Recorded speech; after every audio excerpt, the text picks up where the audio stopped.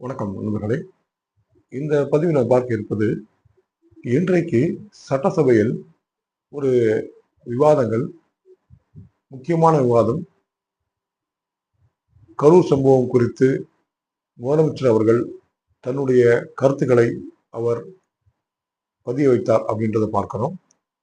முதலமைச்சர் அவர்கள் என்ன சொன்னாங்க அப்படின்னா, தாவேகாவினுடைய தலைவர் காலதாமதமாக, அதாவது 12 மணிக்கு வருவதாக பொதுவெளியில் அறிவித்துவிட்டு 7 மணிக்குத்தான் வந்தார்கள். சுமார் ஒரு 7 மணி நேரம் அவர் காலதாமதமாக வந்ததுதான் இந்த விபத்துக்கான காரணம் என்றும், மேலும் தாவேகாவினர் தங்களுடைய தொண்டர்களுக்கு உணவு கொடுக்கவில்லை, தண்ணீர் கொடுக்கவில்லை, கழிப்பிட வசதிகள் அங்கே செய்து கொடுக்கப்படவில்லை, இதையெல்லாம் அவர்கள் கவனித்துக் கொள்ளவில்லை. இந்த காரணங்களால் தான் இந்த விபத்து ஏற்பட்டது அப்படின்ற விஷயத்த முதலமைச்சர் சட்டசபையில பதிவு பண்றாங்க. அதாவது இதற்கு முன்பாக பொது வெளியில சொன்னாங்க, பிரஸ் மீட்ல சொன்னாங்க அப்படின்றலாம் இருக்குது.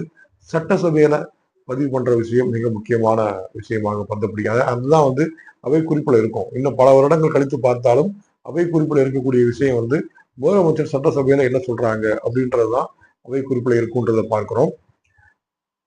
அதுக்கப்புறம் என்ன சொல்லியிருக்கிறாங்க அப்படின்னு பார்த்தோம் அப்படின்னா,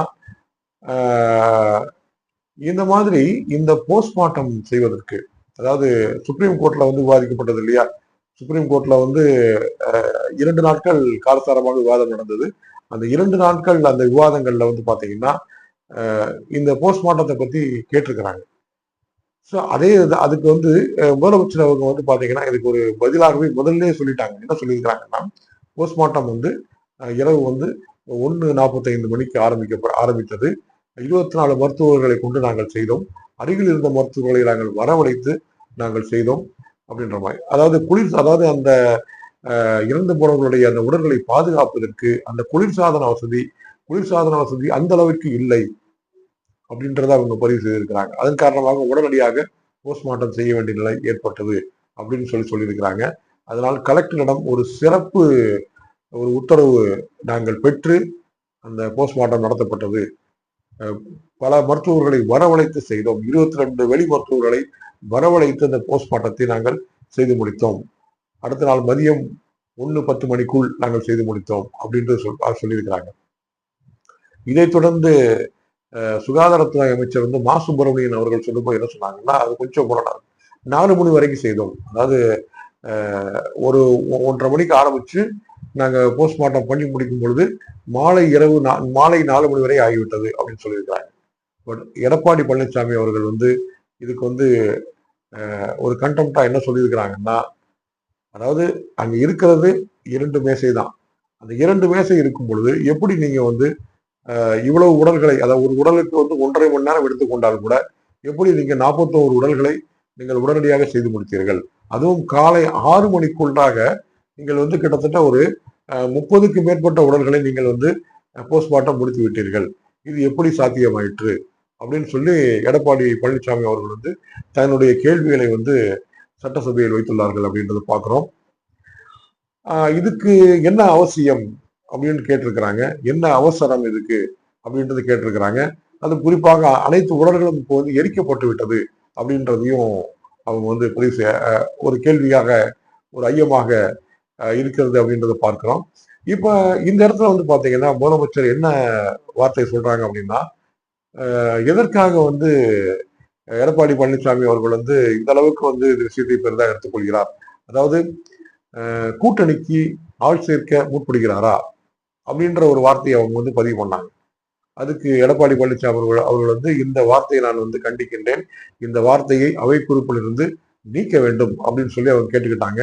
அதோடு மட்டும் இல்லாம என்ன சொன்னாங்க அப்படின்னா, நாங்க இந்த 41 உயிர்கள் நம்முடைய தமிழ் உயிர்கள், அந்த 41 உயிர்களுக்காக அந்த மக்களுக்காக நாங்கள் இந்த ஒரு கேள்விகள் நாங்கள் கேட்கின்றோம். அதாவது நாங்க அதாவது ஸ்டாலின் அவர்கள் எப்படி எந்த இடத்துல கேட்டாங்கன்னா, நீங்க எதுக்கு இவ்வளவு வக்காலத்தை நீங்க தவேக்காக வாங்குறீங்க அப்படின்ற ரீதியில அவங்களுடைய கேள்வி இருந்தது. கூட்டணிக்காக நீங்க ஆள் சேர்க்கிறீர்களா அப்படின்றது. அதுக்கு பழனிசாமி அவர்கள் என்ன பதில் சொல்லியிருக்கிறாங்கன்னா, இந்த மாதிரி சொல்லியிருக்கிறாங்க, நாங்க இந்த 41 உயிர்களுக்காக நாங்கள் கேள்விகளை முன்வைக்கின்றோம் அப்படின்னு சொல்லிட்டு. அதோடு மட்டும் இல்லாம முதலமைச்சர் என்ன சொன்னாங்கன்னா, இந்த மாதிரி நீங்க என்ன ஒரு மெகா கூட்டணி எப்படி கூட்டணிகள் அமைத்தாலும் அதை நாங்கள் சந்திப்போம். மக்கள் வந்து புரிந்து கொள்வார்கள். மக்கள் வந்து அதற்கு பதில் சொல்வார்கள். எந்த ஒரு கூட்டணியும் எங்களால் சமாளிக்க முடியும் அப்படின்ற துணியில வந்து முதலமைச்சர் அவர்கள் வந்து பேசியிருக்கிறாங்கன்றதை பார்க்கிறோம். இன்றைக்கு சட்டசபையில நிறைய பேர் வந்து கருப்பு பேட்ஜ் அணிந்திருந்தாங்க போல தெரியுது. அதுக்கு சபாநாயகர் அவர் வந்து கிண்டலாக என்ன அவங்க எல்லாருக்கும் ரத்த கொதிப்புன்றது அதிகமாகி விட்டதா அப்படின்ற துணியில வந்து கேட்டிருந்தாங்கன்றது பார்க்கிறோம். அதாவது என்னன்னா இப்போ வந்து இந்த சிபிஐயினுடைய இப்போ இந்த ஜட்ஜ்மெண்ட்டுக்கு அப்புறம் இந்த கேஸ் வந்து சிபிஐ கிட்ட கொடுத்தாச்சு. சிபிஐக்கு மேல வந்து ஒரு எஸ்ஐடி இருக்கு. அந்த எஸ்ஐடி வந்து ஒரு முன்னாள் உச்சநீதிமன்ற நீதிபதி அவர்களால் கண்காணிக்கப்படுகிறதுன்னு பார்க்கிறோம். இந்த லெவல்ல தான் இன்னைக்கு கேஸ் இருக்குது. முதலமைச்சர் அவர்கள் மேலும் ஒன்று சொல்லியிருக்காங்க. என்ன சொல்லியிருக்காங்கன்னா இது வந்து ஒரு வருத்தத்துக்குரியது அப்படின்னு சொல்றாங்க. வருத்தமுடைய செய்கிறதுன்னு இருக்காங்க. என்ன வருத்தம் அப்படின்னா அவங்க சிபிஐட்ட கொடுத்தது வருத்தம்னு சொல்லல. என்ன வருத்தம் சொல்லியிருக்கிறாங்கன்னா அந்த குழுவில வந்து தமிழர்கள் தமிழக அதிகாரிகள் இருக்கக்கூடாது அப்படின்னு சொல்றது வந்து வருத்தம் அளிக்கிறது அப்படின்னு சொல்லியிருக்கிறாங்க. அந்த குழுவில் தமிழர்களுக்கு ஏன் இவ்வளவு ஒரு ஒரு காழ்ப்புணர்ச்சி அப்படின்ற ரீதியில அவங்க இந்த வருத்தத்தை பதிவு செய்திருக்கிறாங்க. இது நாங்கள் சட்ட வல்லுடன் ஆராய்ந்து இதற்கு நாங்கள் வந்து சட்டத்தின் ரீதியாக நாங்கள் வந்து இதை நாங்கள் வந்து எதிர்ப்போம் அப்படின்ற மாதிரி சொல்லியிருக்கிறாங்க. அப்போ மேல்முறையீடு பண்ணுவாங்க போல தெரியுது. மேல்முறையீடு பண்ணும் பொழுது இந்த விஷயத்தை அவங்க வந்து மேற்கோள் செய்து இதற்கு தடை கேட்பதற்கு வாய்ப்பு இருப்பது போன்று தெரிகிறது அப்படின்றது பார்க்கிறோம். அப்புறம் திரும்பவும் முதலமைச்சர் அதான் சொல்லியிருக்கிறாங்க. எந்த ஒரு தலைவரும் வந்து தன்னுடைய மக்களோ தொண்டர்களோ அந்த இந்த மாதிரி வந்து மடிய வேண்டும், சாக வேண்டும், இறக்க வேண்டும் அப்படின்றத வந்து அவங்க வந்து பார்த்துக்கிட்டு இருக்க மாட்டாங்க. அதை வந்து நினைக்க மாட்டார்கள் அப்படின்ற மாதிரி துணியில் அவங்க வந்து பேசியிருந்தாங்க அப்படின்றத பார்க்கிறோம். பட் என்ன அப்படின்னு கேட்டீங்கன்னா திமுக இப்ப பார்க்கும்போது என்ன தெரியுதுன்னா திமுகவுக்கு வந்து ஒரு அச்சம், ஒரு பதட்டம் இருப்பது தெரிகிறது. இரண்டு விஷயம். ஒன்று வந்து சிபிஐ கிட்ட இந்த வழக்கு போய்விட்டது அப்படின்றது. இப்ப இன்னொன்னு பாத்தீங்கன்னா இப்ப தாவேக்காவுடைய தரப்புல எப்படி இருக்காங்க, ஒரு சேஃப் ஜோன்ல இருக்கிற மாதிரி தெரியுது. ஒரு சேஃபர் ஜோன்ல வந்து அவங்க இருக்கிற மாதிரி தெரியுது. ஏன்னா 16 நாள் வந்து இவங்க எங்க இருக்காங்கன்னே தெரியாம இருந்தவங்க. அதாவது புஷி ஆனந்த் வெளியே வரல, நிர்மல்குமார் வெளியே வரல, ஆதவர்ஜுனா வெளியே வரல.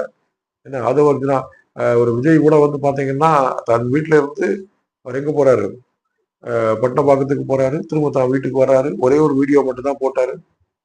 ஒரு இரங்கல் கூட்டம் தெரிவிக்கல, என்ன ஒரு நினைவேந்தல் எதுவும் செய்யல. அந்த கொடிக்கம்பம், அரை கொடிக்கம்பம் அந்த மாதிரியும் ஃபார்மாலிட்டி ஃபாலோ பண்ணல. பட் என்ன ஆதவர்ஜுனா ஒரே வார்த்தையில சொன்னார், நாங்களும் மனிதர்கள் தான் அப்படின்ற மாதிரி சொன்னார். அதையெல்லாம் தாண்டி வந்து பாத்தீங்கன்னா ஒரு சேஃப் ஜோன்ல அவங்க அப்ப இல்லை அப்படின்றதா தெரியுது. அவங்களே அதை ஃபீல் பண்ணியிருக்கிறாங்க. பட் இப்போ வந்து பாத்தீங்கன்னா தவகவினர் வந்து ஒரு சேஃப் ஜோன்ல இருக்கிற மாதிரி அவங்க ஃபீல் பண்ற மாதிரி தெரியுது. அதனால ஒவ்வொருத்தரா வெளியே வராங்க. முதல்ல இந்த சுப்ரீம் கோர்ட் ஜட்ஜ்மெண்ட் வந்தோடனே ஆதவர்ஜுனா வெளியில வந்தார், தன் கருத்துக்களை பேசினார். அதுக்கப்புறம் அன்னைக்கு நைட்டே வந்து பாத்தீங்கன்னா புஷி ஆனந்த் வந்து விஜய் அவர்களை வந்து பார்த்தாங்க. அதுக்கடுத்து நிர்மல்குமார் அவர்கள் பின்பு பார்த்தாங்க. திரும்பி இப்போ ஒவ்வொருத்தரா குழுமி இருக்கிறாங்க.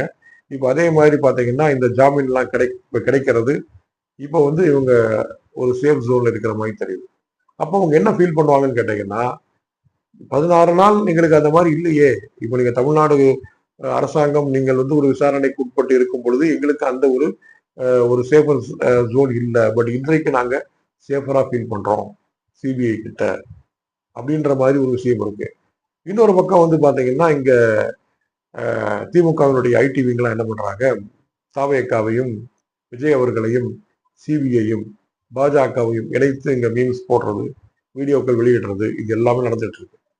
நிறைய படம் இப்ப பாருங்க என்ன சொல்றாங்க, ஆர்எஸ்எஸ் உடைய இன்னொரு புதிய சங்கி விஜய் அவர்கள் அப்படின்றாங்க. அதுக்கப்புறம் என்ன சொல்றாங்க, வீர வீர ஜோசப் சாவர்கர் அப்படின்னு சொல்லி விஜயுடைய படத்தை சாவர்கருடைய அந்த தொப்பியெல்லாம் அணிந்து அந்த மாதிரி படங்கள்லாம் போடுறாங்க. ஏன்னா அதுக்கப்புறம் ஆர்எஸ்எஸ் ஒரு புது பிம்பம் திரு விஜய் அப்படின்லாம் போடுறாங்க. நீங்க ஒரு சிபிஐ கேட்டு ஒரு சிபிஐ விசாரணைக்கு அவங்க சிபிஐ விசாரணை விஜய் கேட்கல, ஆதவர்ஜுனா வந்து எஸ்ஐடி தான் கேட்டாரு. பட் அங்க சிபிஐ வந்து கொடுக்கப்பட்டிருக்குது. அதற்கு மேல ஒரு எஸ்ஐடி இருக்குது. உடனடியா நீங்க வந்து அவர் சங்கி, அவர் ஆர்எஸ்எஸ், அவர் வந்து பாஜகவுடைய ஆதரவுல இருக்காரு, பாஜகவுடைய அந்த பிடியில் இருக்கிறார், இப்படி எல்லாம் சொன்னா அப்படின்னா வந்து என்ன அர்த்தம்? இப்ப அதாவது பாஜக இதுல வந்து பாத்தீங்கன்னா முதலமைச்சரே சொல்லியிருக்கிறாங்க, எந்த ஒரு தலைவரும் தன்னுடைய தொண்டர்கள் வந்து மரணிப்பதை ஏற்றுக்கொள்ள மாட்டார்கள். இதுல குற்றவாளி வந்து விஜய் தான் அப்படின்னு நம்ம சொல்ல முடியாது இல்லையா? விபத்து அப்படின்னு இருந்தாலுமே, சிபிஐ விசாரித்து இது விபத்து தான் அப்படின்னு சொன்னாலுமே, எப்படி நீங்க வந்து விஜயை வந்து நீங்க தண்டிக்க முடியும்? இதான் ஒரு கேள்வி. அது ஒரு விபத்து. என்ன? ஆனால் இந்த இடத்துல வந்து பாத்தீங்கன்னா, இதை மையமாக வைத்து, அதாவது அரசியல் படுத்துவது எப்படி? இன்றைக்கு வந்து ஒரு இவங்களுக்கும் சிபிஐ வந்து வழக்கு எடுப்பதற்கு ஒரு 20 நாட்கள் ஆகலாம்.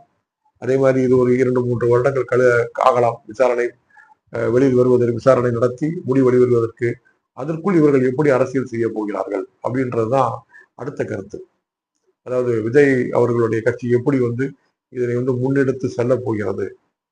என்ன இப்ப விஜய்க்கு முன்னாடி இருக்கக்கூடிய 2 ஆப்ஷன் என்னன்னா, இதே மாதிரி தனித்து களம் காண்பது, தனியாக ஒரு அணியை அமைத்து தனித்து களம் காண்பது ஒரு ஆப்ஷன். இன்னொரு ஆப்ஷன் வந்து பாத்தீங்கன்னா, எடப்பாடி அவர்களுடைய தலைமையில் அந்த என்டிஏவில் இணைந்து பயணிப்பது அப்படின்றது இன்னொரு ஆப்ஷன். அதாவது கேட்டாரு, அவங்க பாசிசம்னா நீங்க என்ன பாயாசமா அப்படின்னு கேட்டாரு. ஸோ அவங்கள நீங்க பாசிசம்னு சொல்றீங்க, நீங்களும் அதே மாதிரி தானே இருக்கிறீங்க அப்படின்னு தான் அதுக்கான அர்த்தம். ஓகே, அப்ப அந்த இடத்துல சொல்லிட்டு அவரை கொள்கை எதிரி, நீங்க வந்து அரசியல் எதிரி அப்படின்னு சொன்னாரு. ஸோ கொள்கை எதிரி அப்படின்றது பாஜகன்றது அவருக்கு பிக்ஸ் பண்ணிட்டாரு.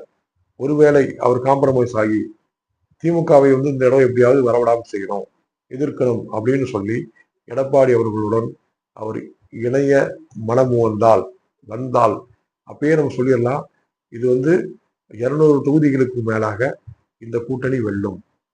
அதாவது எடப்பாடி அவர்கள், விஜய் அவர்கள், பாஜக இந்த 3 பேருடைய அணி வந்து 200 தொகுதிகளுக்கு மேலாக கண்டிப்பாக வெல்லும் அப்படின்ற ஒரு முடிவை நம்ம அந்த இடத்துல சொல்லிடலாம். புரியுதுங்களா? இப்ப என்ன அப்படின்னு கேட்டீங்கன்னா, என்ன முடிவு எடுக்க போறாரு? இப்ப காங்கிரஸ் கூட பேசுறாரு அப்படின்ற மாதிரி சொல்றாங்க. காங்கிரஸ்க்கு உண்மையிலே அந்த வாக்கு வங்கி இருக்கிறதா? ஒரு பெரிய ஒரு கொஸ்டின் தான். இது வந்து திமுகவே வந்து சுய பரிசோதனை செய்து பார்க்க வேண்டிய ஒரு நிலையில் தான் இருக்கிறது. காங்கிரசுக்கு தமிழ்நாட்டில் தற்பொழுது வாக்கு வங்கி இருக்கிறதா? எங்கே இருக்கிறது? இதெல்லாம் வந்து கேட்டு பார்க்கணும். அப்படி இருக்கிறதுன்னு சொன்னாலுமே, இது பாத்தீங்கன்னா ஒரு தென் தமிழகத்தில் ஒரு சில ஒரு தொகுதிகளில் மட்டும்தான் இருக்கிறது அப்படின்றது தெரிய வருகிறது. அதையும் ஒரு சுய பரிசோதனை செய்து பார்க்க வேண்டிய இடத்தில் காங்கிரசும் இருக்கிறது அப்படின்னு பார்க்கிறோம். அவ்வளவு செல்வாக்கு மிக்க அந்த ஒரு கட்சியினுடைய அந்த வாக்கு வகிதம் இந்த மாதிரி வந்து கூட்டணியோடு இப்படி இப்படி சேர்ந்து என்ன அவங்களுடைய ஒரு பிம்பமாகவே மாறிவிட்டதன் காரணமாக அந்த வாக்கு வங்கி வந்து இன்றைக்கு எங்கே இருக்கிறது அப்படின்ற ஒரு கேள்வியா இருக்கு அப்படின்னு பாக்குறோம். அப்படிப்பட்ட இடத்துல இப்ப வந்து பேசிட்டு இருக்கிறார் விஜய் வந்து. புரியுதுங்களா? விடுதலை சிறுத்தைகளும் வந்தாங்க அப்படின்னா அது ஒரு எல்லா தொகுதிகளிலும் வந்து விடுதலை சிறுத்தைகளுக்கு வந்து வாக்கு வங்கி இருக்குதுன்னு பாக்குறோம். விடுதலை சிறுத்தைகளுக்கு. பட் திருமாவளவன் அந்த விஜய் முதலில் விரித்த வலை வந்து திருமாவளவன் அவர்களுக்கு தான். என்ன ஆனால் ஆரம்பத்தில் இருந்தே திருமாவளவன் வந்து அதுல இருந்து எஸ்கேப் ஆகிட்டு தான் இருக்கிறான்னு பாக்குறோம். கூட்டணி அதாவது அவர் வெளிப்படையாக சொல்றாரு திருமாவளவன். இவர் வந்து ப்ரூவ் பண்ணாம இருக்கிறாரு, எப்படி ப்ரூவ் பண்ணாதான் நமக்கு தெரியும் அப்படின்ற மாதிரி திருமாவளவன் வந்து இப்போ வந்து என்ன சொல்றது, திமுகவுடன் ஒரு வலுவான ஒரு கூட்டணி அமைப்பில் இருக்கிறார். அவருக்கு அங்கு எந்த விதமான ஒரு கசப்புணர்வும் இல்லை. அந்த வேற ஒரு முடிவு எடுப்பதற்கு உண்டான அவசியமும் ஒரு இடத்தே இல்லை அப்படின்னு தான் பார்க்கிறோம். அப்படி இருக்கும் பொழுது தனியாக களம் கொண்டால் விஜய் வந்து எப்படி தன்னை முன்னிலைப்படுத்த போயிட்டார் அப்படின்னு பாக்குறோம். அதாவது மக்களோட நெருங்குவாரா? ஏன்னா மக்களோட தள்ளிதான் இருக்கிறாரு. அவர் ஹெலிகாப்டர் வாங்க போறாருன்னு ஒரு தகவல் வருது. அந்த ஹெலிகாப்டர் வந்து துபாயில வந்து ஒரு வாடகைக்கு பேசிட்டு இருக்கிறாரு. அந்த ஹெலிகாப்டர்ல போனா வந்து ஸ்பாட்டுக்கு அப்படியே போயிடலாம். ஜெயலலிதா அவர்கள் சென்றார்கள் இல்லையா அந்த ஹெலிகாப்டர், அதே போன்று அந்த ஸ்பாட்டுக்கு வந்து ஹெலிகாப்டருக்கு போயிடலாம். ஒரு பெரிய கிரவுண்ட்ல வந்து நம்ம கூட்டம் அரேஞ்ச் பண்ணலாம், ஒரு ஹெலிபேட் அங்கேயே அமைச்சுக்கலாம் அப்படின்ற மாதிரி ஒரு எண்ணமும் இருப்பது போட்டு தெரிகிறது. ஏன்னா இப்படிதான் வந்து கமலஹாசன் போன தடவை பிரச்சாரம் பண்ணும்போது பண்ணார். கமலஹாசன் பிரச்சாரம் பண்ணும்போது இதே மாதிரி தான் ஹெலிகாப்டர் ரெண்டர்ல எடுத்து அவர் வந்து பிரச்சாரம் பண்ணார். கோயம்புத்தூர்ல வந்து ஒரு தோல்வியை தழுவினார். தோல்வியை தழுவிய மறுநாளே அவர் திரு மு க ஸ்டாலின் அவர்களுடைய இல்லத்தில் அவர் வந்து ஒரு மதிய உணவு வேலைக்கு பிறகு அவர் வந்து அங்க இருந்தார்னு பார்க்கலாம். தோல்வியை தழுவிய மறுகணமே என்ன உடனடியாக போய் சந்தித்து விட்டார் மு க ஸ்டாலின் அவர்களை. அன்றே நமக்கு வந்து இன்றைய அந்த ஒரு நிலை வந்து அன்றைக்கே நமக்கு தெரிந்தது. அதுக்கப்புறம் நிறைய படங்கள்லாம் தயாரித்தார் அவருடைய ஆதரவுடன். நடித்தார். அதிலும் சில வெற்றியை கண்டார். பிறகு சொல்லி வச்ச மாதிரியே வந்து பாத்தீங்கன்னா அந்த அந்த டார்ச் லைட்டை போட்டு உடைச்ச விஷயம் எல்லாம் அவருக்கு வந்து பின்பு ஒரு எம்பியை கொடுத்ததுன்னு பார்க்கலாம். இன்றைக்கு அவர் ஒரு திருப்தியோட ஒரு எம்பி கிடைத்த ஒரு சாட்டிஸ்பாக்சன்ல அவர் இருக்கார் அப்படின்னு பார்க்குறோம். இது கமலஹாசன். இது மாதிரி பார்த்தீங்கன்னா விஜய் அவர்கள் எப்படி இந்த கரூர் சம்பவத்துக்கு அப்புறம் வந்து எப்படி அவருடைய பயணம் இருக்க போகிறது, ஏன்னா தயங்குகிறாரா, தயங்குவாரா, இல்ல திரும்பவும் மீண்டு எழுவாரா? ஏன்னா மக்களோட அவர் இணக்கமா போறதுக்கு அவர் பயந்தாருன்னா, இப்ப நீங்க உங்க வீட்டுல இருந்து நீங்க பட்டப்பாக்கத்துக்கு போறீங்க விஜய் அவர்களே, வீட்டுல இருந்து நீங்க பட்டப்பாக்கத்துக்கு போறீங்க, பனையூருக்கு போறீங்க, வெஹிக்கல்ல போறீங்க. அப்பெல்லாம் உங்களுக்கு மக்கள் கூட்டம் பின்னாடி வரலையே. நீங்க வந்து அறிவிக்காமல் சென்றால், நான் இந்த இடத்துக்கு வர்றேன், இந்த இடத்துக்கு நான் போறேன் அப்படின்னு சொல்லி நீங்க டிக்ளேர் பண்ணாதான் மக்கள் உங்களை கூடுவாங்க. அதை விடுத்து நீங்கள் தனியாக நீங்க இப்படி இந்த மாதிரி செல்றீங்கன்னா ஒரு 2-3 கார் வரலாம், இல்ல ஒரு மீடியாஸ் வரலாம், அவ்வளவுதான்.